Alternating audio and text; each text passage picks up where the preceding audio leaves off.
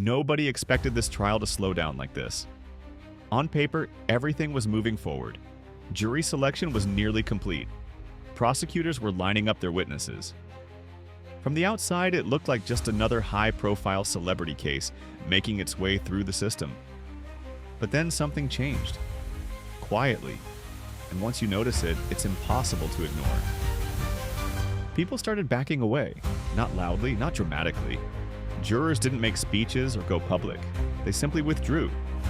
Personal reasons. Scheduling conflicts, family concerns. One by one, names disappeared from the list. At first, it felt random, but when it kept happening, the timing stopped looking accidental. And that's when prosecutors made a statement that shifted the entire mood of the case. One of their key witnesses couldn't be reached. This wasn't someone on the sidelines, this was a person expected to take the stand. Someone already known to investigators, someone who had cooperated, and now, suddenly, there was no response. No confirmation, no explanation, just silence. Officials tried to downplay it, suggesting nerves or second thoughts, but behind the scenes, the concern was obvious. When witnesses vanish right before testimony, it raises questions no one wants to answer out loud. And this wasn't happening in isolation.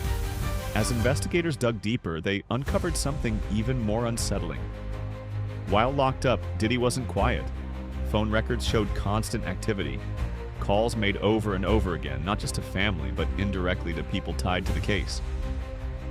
The pattern wasn't emotional, it was strategic. Three-way calls, middlemen, messages sent through trusted contacts. The goal wasn't conversation, it was pressure. Enough contact to remind people he was still watching, still connected, still capable of reaching them. One victim reportedly received hundreds of calls in a short period of time. Not threats, not demands, just persistence. And in situations like this, persistence sends a message all on its own. That's when someone from Diddy's past stepped forward and started talking publicly. Gene Deal, his former bodyguard. The difference between him and everyone else was simple. He never signed an NDA. While others were legally silenced, he wasn't. And what he described wasn't chaos, it was control. A system built on loyalty tests, pressure, and fear of exposure. Parties where everyone was required to play along. Guests who were made to feel safe one moment and trapped the next. People who learned quickly that the price of staying close was silence. According to Gene, even employees at Bad Boy Entertainment weren't immune. Assistants, dancers, staff, everyone knew where the lines were, and more importantly, what happened if you crossed them. NDAs weren't protection, they were insurance. And once you signed, speaking out became almost impossible without destroying your own life. As this information spread, the reaction was immediate. People started distancing themselves fast. Celebrities who once proudly stood next to Diddy went quiet. Old photos disappeared from social media. Longtime associates stopped answering calls. Even his own legal team began to fracture. One firm that had represented him for decades quietly stepped away. No public explanation. Just gone. In the legal world, that kind of exit speaks louder than any statement. Behind closed doors, rumors began circulating that Diddy had been offered a plea deal. The kind that doesn't just involve time, but cooperation. And if that's true, it explains the sudden panic. Because if he talks, this story stops being about one man.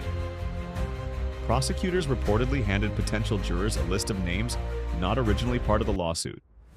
Bigger names. People with power. People with something to lose. That list alone was enough to make some jurors rethink whether they wanted any part of this. And then came the whispers about what investigators were really after. This wasn't just about accusations. Federal agents started tracing money, properties, offshore accounts, shell companies, payments that didn't line up with legitimate business activity. Former assistants and drivers were quietly questioned. Some of them, after years of silence, began cooperating. They described burner phones, cash payouts, handlers whose job wasn't security, but containment. People tasked with watching others, reporting shifts in loyalty, and stepping in before anyone decided to speak up. One former insider even claimed Diddy kept a private vault, recordings, photos, surveillance. Not trophies, but leverage. Material designed to ensure obedience. And now, according to sources, that vault may no longer be fully under his control. As the case expanded, record labels went silent. Deals were scrubbed. Partnerships quietly dissolved. Executives who once defended him suddenly had no comment. Journalists who had been restrained by NDAs or pressure began leaking old footage and interviews that never aired. The public image of a flashy mogul started cracking, revealing something far darker underneath. At this point, the delays in court no longer look like weakness. They look like caution. Prosecutors know what's at stake. Witnesses don't just need subpoenas, they need protection.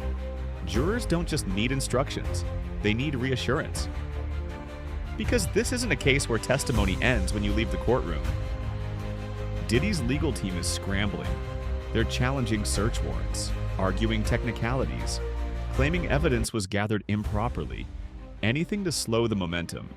But momentum doesn't care about legal spin, especially when people closest to you start flipping. What's happening now isn't collapse, it's exposure. And that's what makes it dangerous. This trial isn't shrinking, it's expanding. The silence, the disappearances, the panic, all point to one thing. This isn't about whether Diddy walks free, it's about how many others get pulled into the light with him. The house of cards is already shaking, and once it starts falling, no amount of money or influence can stop the truth from landing exactly where it's headed.